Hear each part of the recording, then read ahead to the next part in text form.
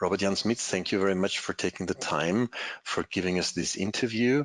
You are the former Director General of EU's Directorate for Research and Innovation, so you shaped for quite a long time European research and innovation policy, and nowadays you moved to Technical University Eindhoven.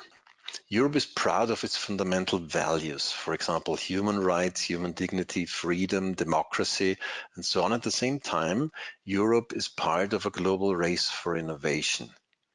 What role can European values play in this race for innovation? Is there a specific European approach to value-driven innovation? Well, I think that the values, the European values we have, they are a prerequisite for long-term sustainable innovation. And as a matter of fact, Andre, you already identified a number of these values. I would like to add another fundamental value, and that is cooperation and partnership. So our innovation model is based on the European values of freedom, democracy, equality, rule of law, dignity, rights, and cooperation and partnership. I see also other models of innovation, more state-driven, top-down pushed innovation models. And I think they work on the short run, but in the long run, they often fail because they lack one important component, and that is cooperation and partnership based on a win-win situation. And that's why I'm convinced that our European model is the model which is the most sustainable and is the strongest in the long run. You mentioned cooperation. Cooperation of which actors? Which are the actors that cooperate in the European model? I think the strength of our system is the cooperation between industry, academia, with the citizen, with society, with municipalities, but also cooperation with other parts of the world, but always based on a win-win situation. And that's why I make this comparison with the state-driven innovation model, which you see in certain continents, where very much there is not a cooperation based on win-win. There's cooperation based on win-win for only one partner. And that's why I say, I think that this model, a top-down, state-owned driven model, not based on partnership and cooperation, but on a selfish attitude, will in the long term not survive because they will completely isolate themselves. Is there a certain, you mentioned openness to the world. This has also been one of the big brands of the Horizon 2020 program, openness to the world. And you mentioned cooperation, but isn't there also a kind of competitiveness aspect in research and innovation? And how to deal with this tension between cooperation and competitiveness on a global scale? Well, that has always been, of course, the question also for Horizon 2020, what is the balance between cooperation and competition? If I take the European Research Council, the ERC, that is fierce competition between the best brains, and then those who win are really top-notch researchers, they get the grants, and they are able to extend the frontiers of knowledge. In other fields, the cooperative research, the collaborative research projects are very much there to work in partnership with other continents across the globe to find solutions for the grand societal challenges. And there you are in a partnership trying to use the best strength of each partner to find a solution for these grand societal challenges. So there's always been in European programs and in all innovation models a good, say, balance between competition on the one hand and cooperation on the other hand. You also mentioned society. What role does society, what role do citizens play in this cooperative way of innovating? Well, I think increasingly important that the citizen is a co-designer of the innovation system, is a co-designer of the agenda, is a co-designer of the solutions which are necessary. So I think this co-designing is essential for a long-term sustainable innovation system. It's no longer anymore an issue of industry doing things or the university doing things. It is really an all-inclusive process whereby partners from the triple helix sit together, work together, think together, develop long-term roadmaps in order to get the innovation through. And that is the model I see more and more emerging, especially here in the region of Eindhoven, which is quite amazing. This is the fastest growing area in the Netherlands, also one of the fastest growing in Europe, all high-tech companies. If you look at the annual turnover of the companies in the city of Eindhoven, around 72 billion. They invest an enormous amount of money in research. And we have one organization which brings the triple helix together. It's called Brainport, where municipalities, the province, citizens, companies and universities sit together to discuss the innovation agenda and work in partnership to implement this innovation agenda. And I think that's the strength of this region, of this model. Within these partnerships, what roles do citizens play? Do they really have an impact on the agenda of these innovation networks? Absolutely. I give you an example. We are at the moment in part of the town here building a complete new series of houses. There will be a few thousand houses built, whereby together with the citizen, the ones who are going to own these houses, the university, the municipalities and the companies, we discuss how can we make this new part of town completely energy neutral.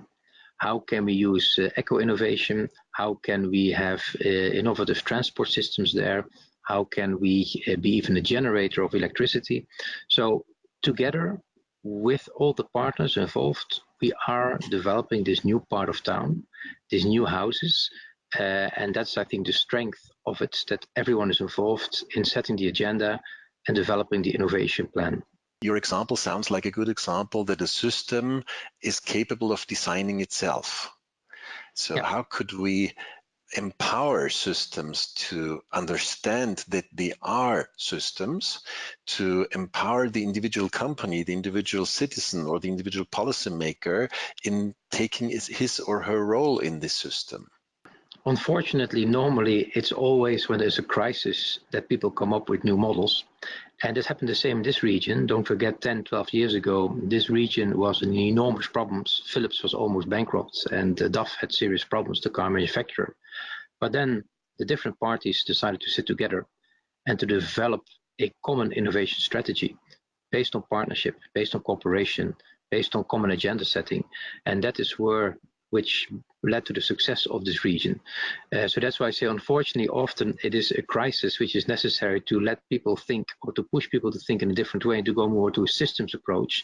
We have been successful here, and we are very eager to spread our, say, best practice here to other parts of the world and of Europe, of course, so people can learn from how we work together in partnership, how we work together with citizens, universities, companies, local government in order to move things forward. So I believe very much on this systems-based approach, a more holistic approach to innovation, and that's, I think, the model of the future.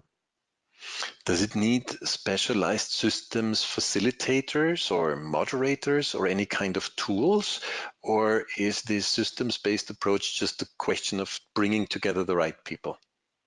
No, it's also a matter of governance. You need to have the appropriate, say, governance in place to allow these partners to meet and to also encourage these partners to meet.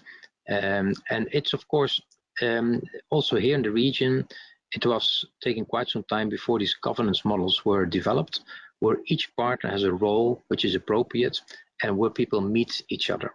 And that is, I think, again, a prerequisite for this new systems-based innovation, that you have appropriate governance models which allow the different parties to meet, to sit around the table, but also to responsibilize them. And these meetings which we are having are not just meetings whereby one says the other does. Everyone has the agenda and everyone comes to the table, to the meeting table with, I can contribute this, I'm willing to put this, I can help here. So it's not a request and a demand, it is really you bring to the table something of which you know will be an asset for the whole team, for the whole group, for the whole triple helix. Did you experience certain moments where you also felt that there's a tension within this group where some important actors would run the risk of dropping out, where some conflicts emerged or some competitive moments? Your example perfectly fits to the topic of our European project, Living Innovation, because it's about smart homes. And it's also about smart health. Do you know if this case study you mentioned also touches upon issues of lifestyle, health, and fitness? Or is it just about building infrastructure? Oh, no. It's all involved. It's also about lifestyle. It's about vitality. It's about health. It's about sustainable transport systems. It involves the different components, because also You want that people have a healthy life, whereby the different actors all come together. And I think that's the beauty. So it's not just about the housing, it's not just about energy, but it's also about food, it's about vitality, it's about sports, it's about a healthy environment, a green environment, nature-based solutions. So it's really an all-embracing approach. What skills do researchers and innovators need to better consider responsibility aspects and to innovate on a systems level? Well, what we see very clearly in this triple helix and in this role model we have here in Eindhoven, in the Brainport region, as we call it, is that with the so-called hard skills, the technology skills, you get far, but you don't get far enough. You need more and more skills of creativity, teamwork, partnership, working together, co-design. And unfortunately, these skills are called soft skills. I would call them much more enabling skills. So we discovered here in the region that these enabling skills are crucial for, as you put it already yourself, Andre, the more systems approach to innovation, where you do co-design with society, with citizens, with universities and companies. If you don't have these enabling skills, if you don't know how to partner, how to cooperate, how to co-design, you will not get there. How can these skills be trained? How can they be provided by university? How can they be trained by, let's say, human resource departments in companies? Well, our university here, the Eindhoven University of Technology, is a nice example, because we have increasingly what we call challenge-based learning. And where we put groups of students into a team and we give them either an assignment ourselves or they come up with an assignment themselves. For instance, one of them, a group of students, is now building a car fully empowered by solar cells to participate in the solar race in Australia. Students have built the first electric motorcycle which ran around the world in 80 days. Students here have had a project in which they could build within 1 month a sustainable house, which also participated in a competition in Dubai in the desert. Can you build in 1 month for a couple of weeks a house fully sustainable, energy neutral? So bringing students in teams, letting them to challenge themselves or you challenge them is the best way forward. And that's why this challenge-based education is something in which we are going to invest big time, because I see that is helping the values of cooperation, because these are teams of students work together. This is helping you to work as a team, to respect each other, to get things done through co-design, and bring also different disciplines together. How could this approach be used by companies when opening innovation processes and trying to overcome innovation barriers? Well, I think that companies are, of course, increasingly also embracing open innovation. And as you probably know, the company which sets the nicest example already a long time ago of open innovation was Philips here in the region. There used to be here a Philips high-tech campus. And something like 15 years ago, they decided to break down the word, to take away the word Philips and to call it just the high-tech campus, to show the open innovation concept and to show the partnership and to show the open innovation dimension.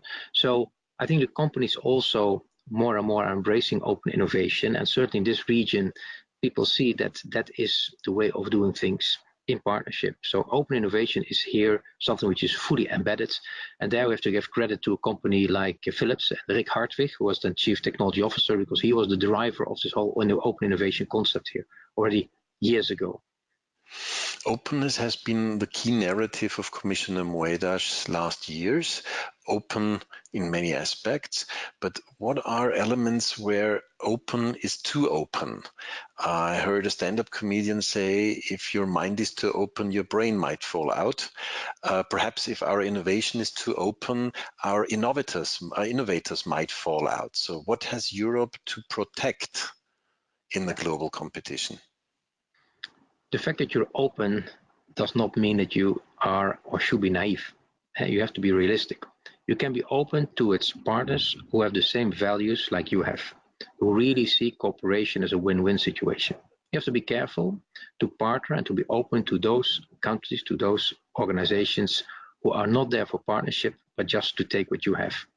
And that is, I think, something which in Europe we realize more and more, that we should not be naive in cooperation. We should only be cooperating with those who have the same values and with whom we have a real win-win situation. Mergers and acquisitions have been banned in several cases when there was a risk of a monopoly. Now, what about key enabling technologies? Should Europe have a closer eye on key enabling technologies to avoid mergers or acquisitions of very important companies and therefore trying to protect its unique proposition? Well, I know one thing. Where Europe unites and works together, we are unbeatable. Take CERN in Geneva for basic research, the field of energy. Take Airbus, a European project where we join forces. We are unbeatable. We are the strongest in the world. And I've always said, why don't we not do that in other areas as well? But that requires also, I think, a serious review of the European competition policy. We all know the debate about the merger between Siemens and Alstom, which was not allowed for competitiveness reasons, competition policy. I think we need really to review the European competition policy and to be, from that point of view, much more perhaps daring, clear when it comes down to key enabling technologies, areas where strategic assets, strategic strength of Europe are necessary by combining forces. Will this have also some effect on acquisitions by leading companies from companies outside Europe? For example, the robotics market has been sold out to companies from outside Europe. And it's quite similar when we talk about big data and artificial intelligence. There are no comparable big players in Europe comparable to Google or to Amazon. You've seen that also from the side of the European Commission, there is now over the last years a policy developed that which says, let's be very careful by allowing takeovers by non-European companies of our robotics firm. There was even in Germany a big debate, because that was one of the origins of the whole discussion, when there was a robotics company which was bought up by, I think, a Chinese company. We have to be extremely careful that we protect our key enabling technologies, like the artificial intelligence, the photonics. We just cannot afford to sell that out or to let that be sold out. In the Netherlands, we had an interesting debate as well on the shares, governmental shares of our telecommunication system. There was a Mexican investor called Mr. Slim. He wanted to buy up the Dutch telecom company, and which is a key component of the Dutch strategic ICT infrastructure. And of course, Mr. Slim, as an entrepreneur, only had one idea: to cut it to pieces and to sell it then to other parties.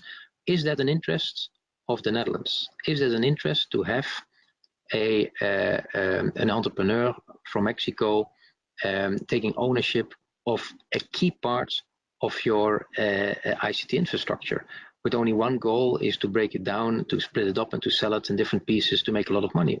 No. And therefore the government rightly said, no, we will not allow that. So I think there has been more common sense increasingly last years for Europe to protect its key enabling technologies, its basic infrastructure, and not to sell out too quickly to third parties. Was this basically the interest of the Dutch government or the interest of Europe? What role did Europe play in this case, or was it just a Dutch case? I think it's a general discussion we see in all European countries taking place.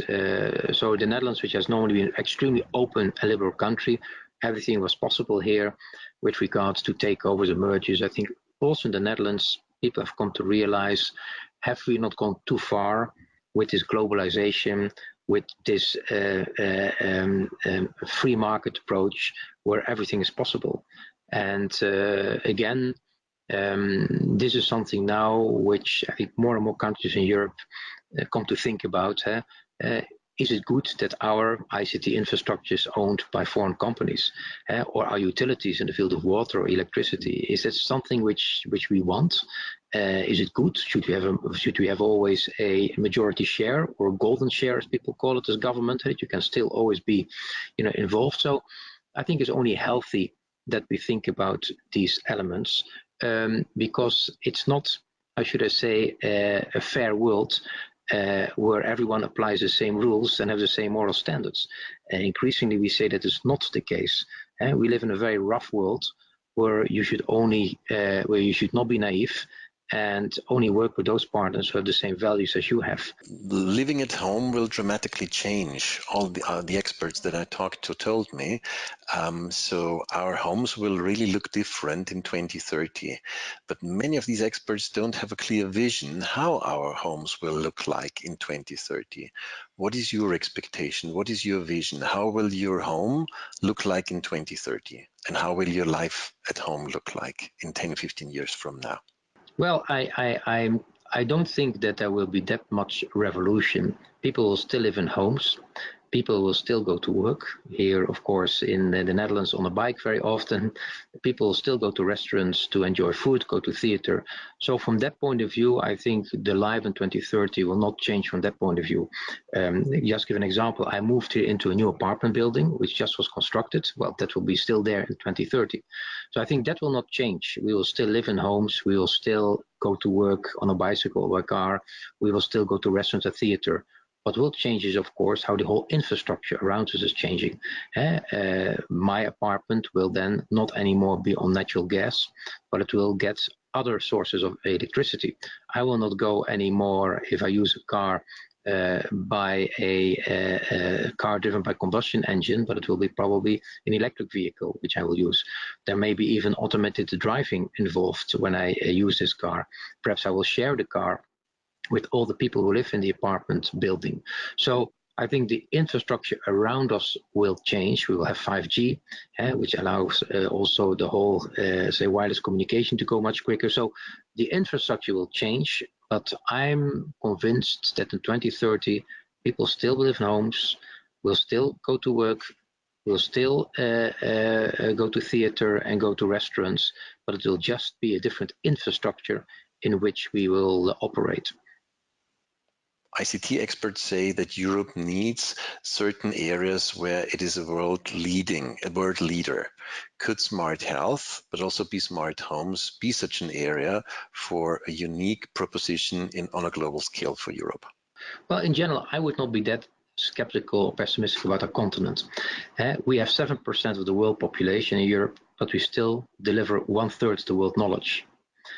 We have an amazing companies in the field of cars, trains, airplanes. We have first-class pharma and food companies.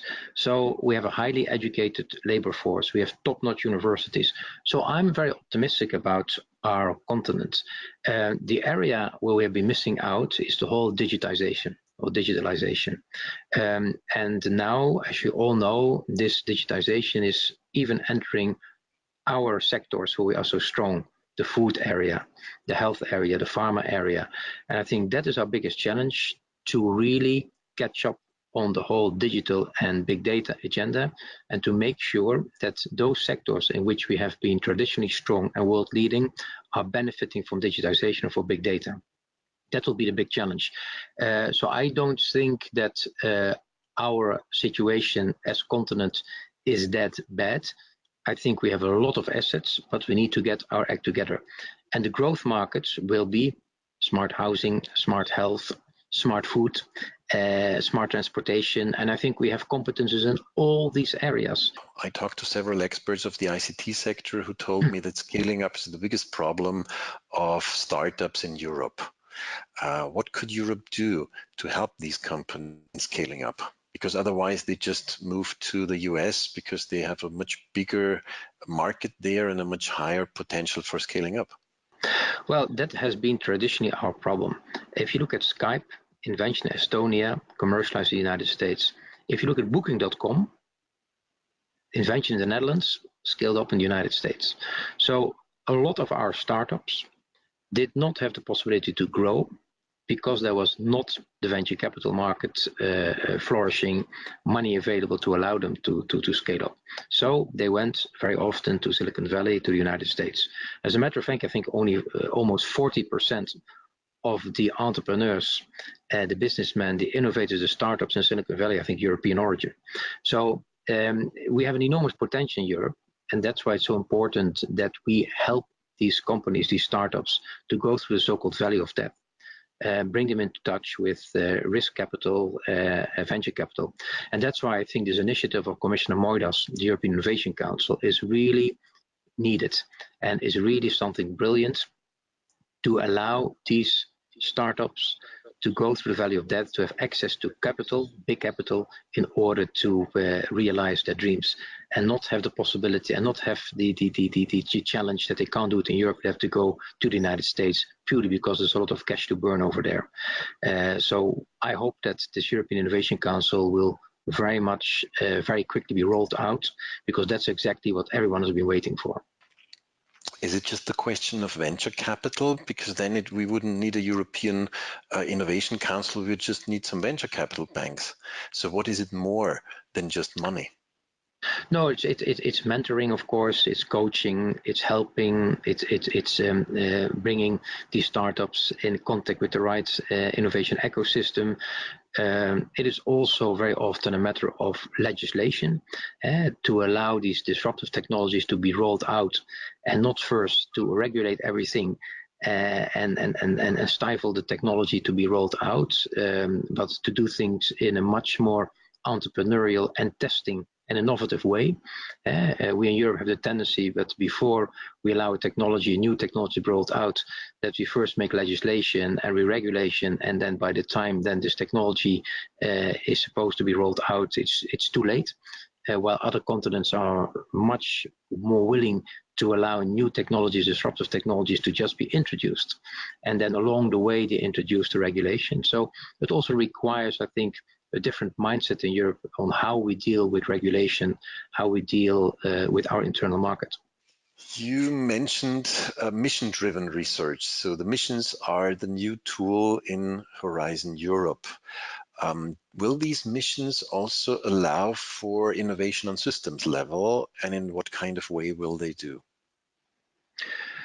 I think they will. I think, first of all, the missions are a fantastic new tool of Horizon Europe. And they were recommended by this high-level committee of Pascal Lamy, as you probably know. Why? To also bring innovation and science closer to society, to the citizen. And by having man-on-the-moon type missions, you can create excitement amongst the citizen, and a citizen can feel part of such a project. So I think the missions are a great idea. And the missions, of course, can only succeed through a systems approach. And the man-on-the-moon is, of course, the most famous mission we all know, and it could only succeed through a systems approach, whereby the electricity people, the materials people, the engine people, even the health people got together, because the astronauts had to, survive in the cockpit. So it was an all-embracing systems approach to innovation, and missions can only be successful if this systems approach to innovation will be applied.